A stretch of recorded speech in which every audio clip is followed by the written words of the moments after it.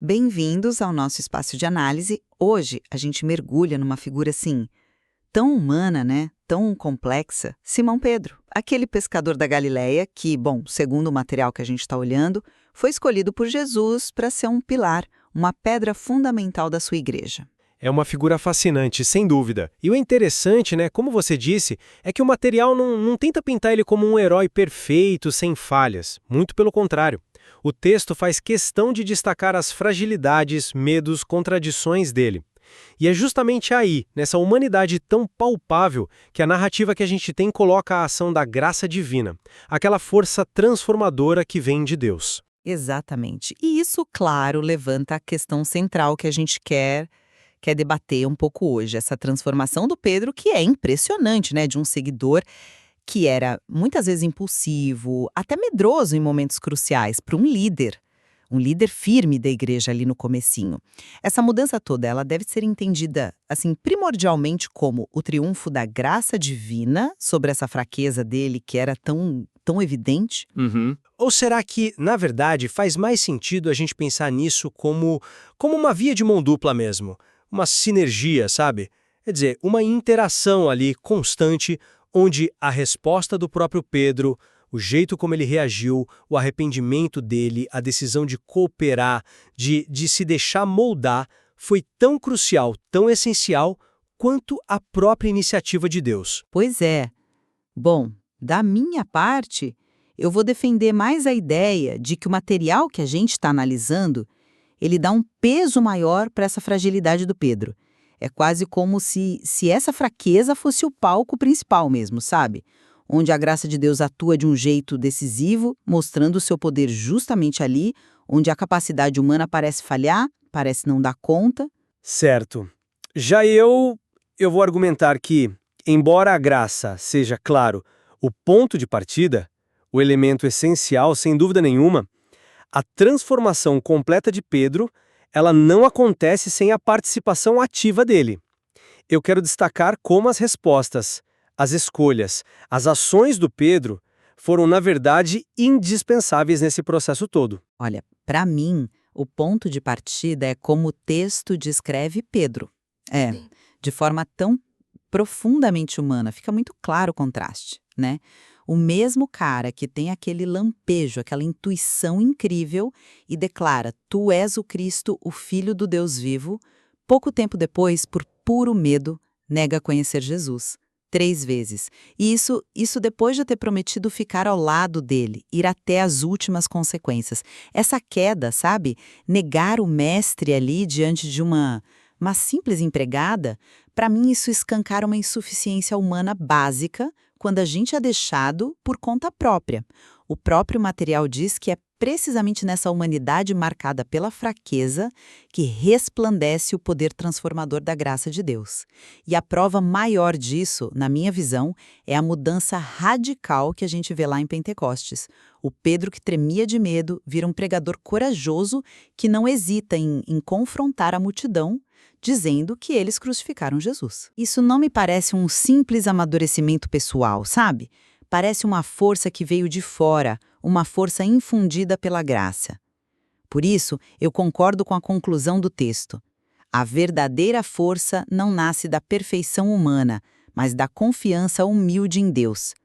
A fraqueza de Pedro não foi só um defeito a ser superado, foi o canal por onde a graça agiu com mais força ainda. Entendo perfeitamente essa leitura, e é inegável, a fragilidade está lá, o tempo todo.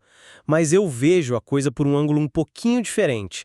Essa fragilidade, ela convive desde o início com momentos de fé e de atitudes bem significativas da parte dele. A gente não pode simplesmente diminuir a importância daquela declaração: "Tu és o Cristo". Foi um momento de reconhecimento genuíno, profundo, mesmo que depois ele tenha vacilado, né? E talvez mais importante ainda, seja como o texto interpreta a reação de Pedro depois da negação. Aquelas lágrimas amargas, elas não são vistas como desespero final, um ponto final. São vistas como conversão e recomeço. Isso, para mim, é um ponto-chave. Indica uma resposta interna, uma ação de arrependimento que se torna um ponto de virada pessoal fundamental. O texto usa até a expressão "ele deixou-se transformar". Esse deixar-se, isso sugere uma permissão, uma abertura ativa, uma cooperação com a graça que estava sendo oferecida ali naquele olhar de Jesus, né?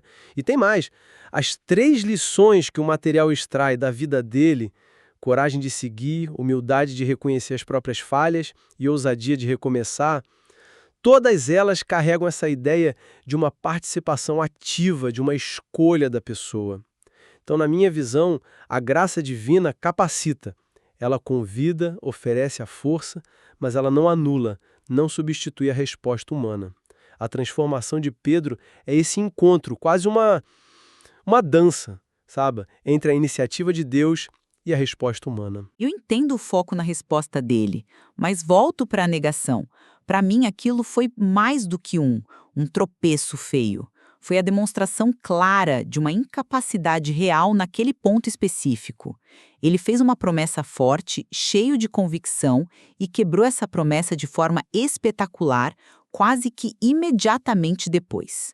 O texto diz que ele tremia diante de uma serva. Isso não é um detalhe qualquer, né? Sugere uma paralisia pelo medo, uma falha total da sua força de vontade natural ali. A fraqueza, nesse momento, não é só um cenário, é a condição necessária. É o vazio que permite a graça divina não só ajudar, mas preencher, refazer de um jeito que o poder de Deus ficasse inquestionável. A graça, nesse caso, não só conserta, ela reconstrói onde a natureza humana falhou completamente. Pensa bem, se a força dele fosse suficiente ali, onde estaria a demonstração clara do poder divino agindo? A fraqueza extrema dele é que torna a intervenção da graça tão evidente e transformadora. Eu reconheço a profundidade da queda na negação. Concordo que foi um momento terrível, sem dúvida. Mas será que isso define o Pedro por inteiro, mesmo antes de Pentecostes? A gente tem que lembrar, ele já tinha largado tudo para seguir Jesus, já tinha convivido com ele, aprendido e feito aquela confissão central lá em Cesareia de Filipe. A negação foi o fundo do poço, claro, mas a resposta dele, como o texto mesmo aponta, foi o choro amargo, que se tornou conversão e recomeço.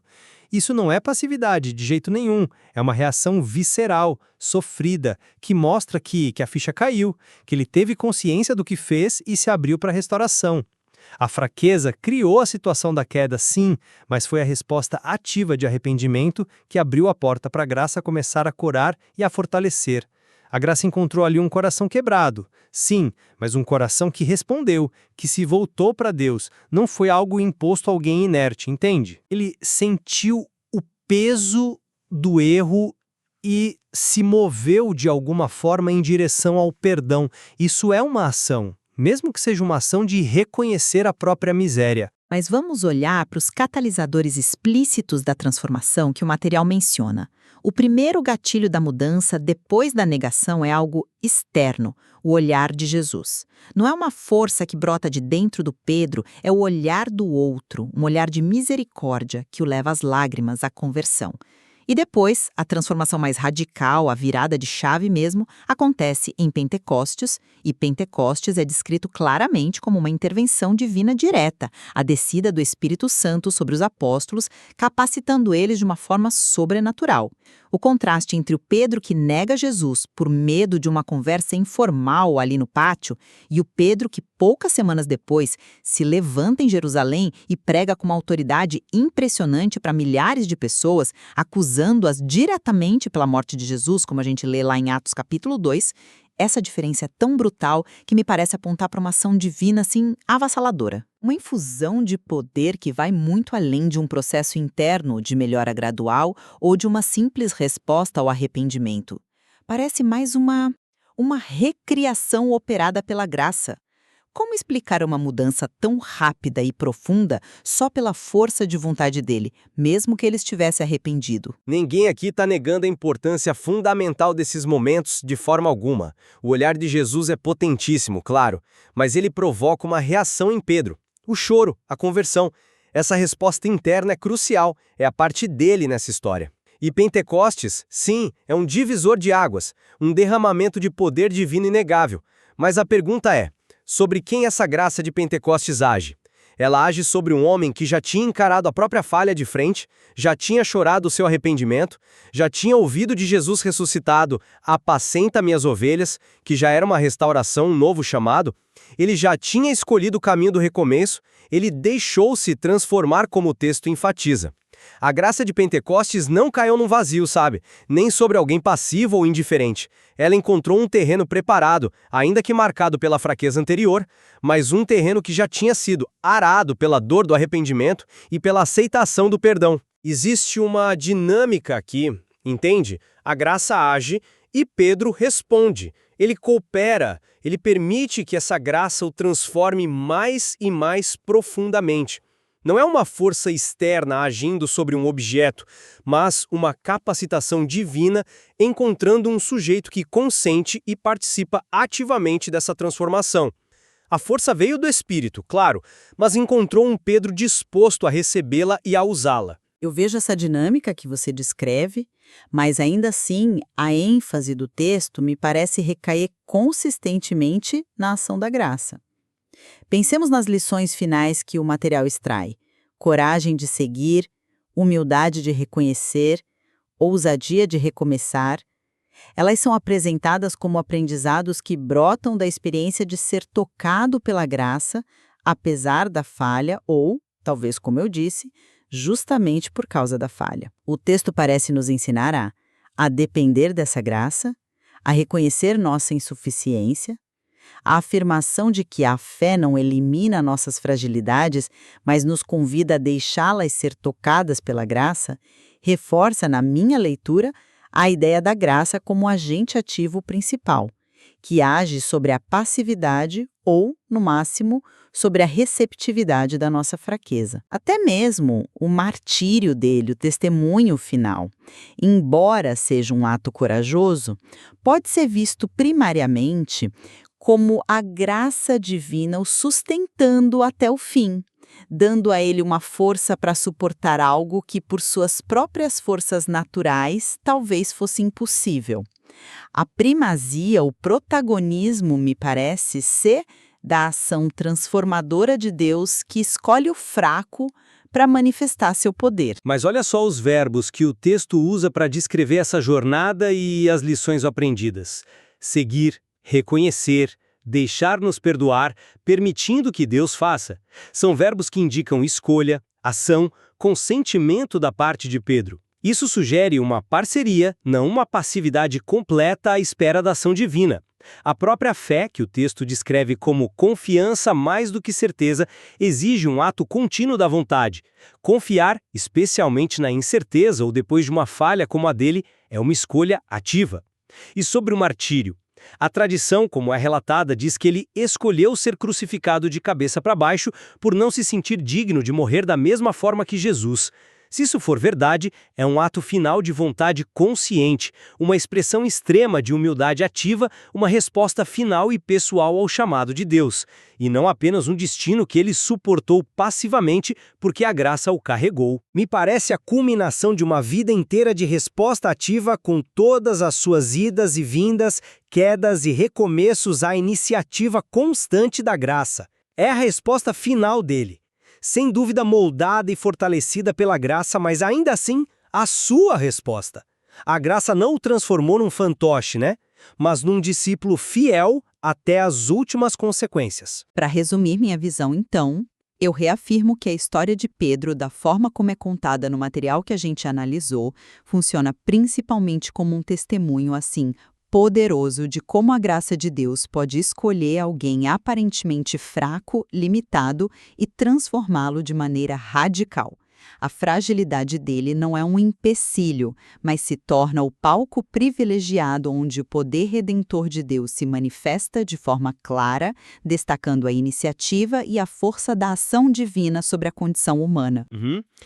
E eu concluo reforçando meu ponto.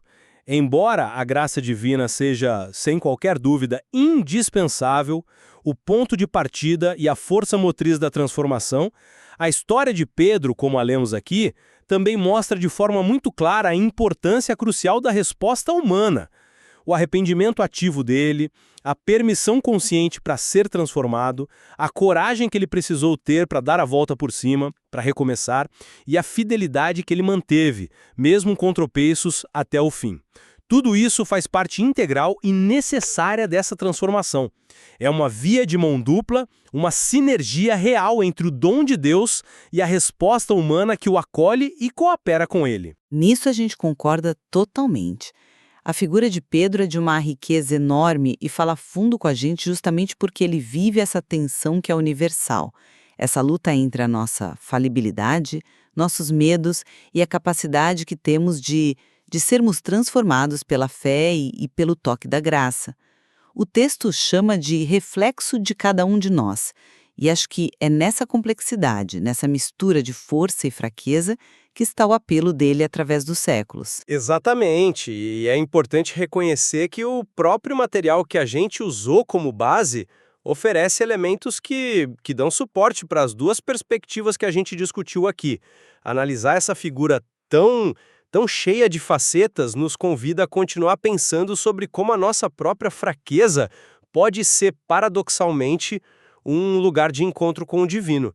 E sobre como a fé se vive no dia a dia, na prática, com todas as quedas e os recomeços que fazem parte da jornada humana, né? Com certeza. Como o texto sugere, ainda há muito o que explorar sobre a misericórdia e a transformação na vida de Pedro e, por extensão, nas nossas próprias vidas.